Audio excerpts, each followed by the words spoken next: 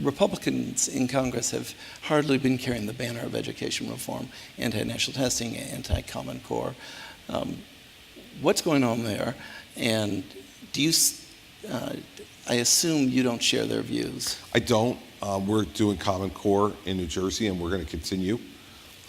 And this is one of those areas where I've agreed more with the president than not, and with Secretary Duncan. I mean, they haven't been perfect on this, but they've been better than a lot of folks have been in terms of the reform movement. And I think that part of the Republican opposition that you'll see in some corners in Congress is a reaction, that knee-jerk reaction that's happening in Washington right now, that if the president likes something, the Republicans in Congress don't, and if the Republicans in Congress like something, the president doesn't.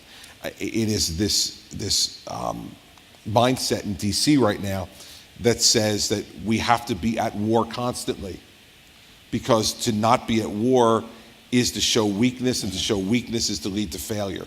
And I just don't buy that. And in my own state, we haven't bought that argument between Republicans and Democrats. I have a Democratic legislature every day.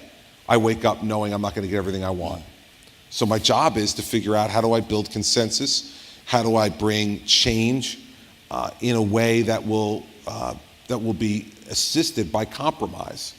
And I think that the part of the problem in Congress right now, on both sides of the aisle, is that folks care more about their primaries than they care about anything else, and as a result, they fight some of these things. But what you are finding on the state level is Republican governors, and really a number of governors on the Democratic side as well, are leading the change.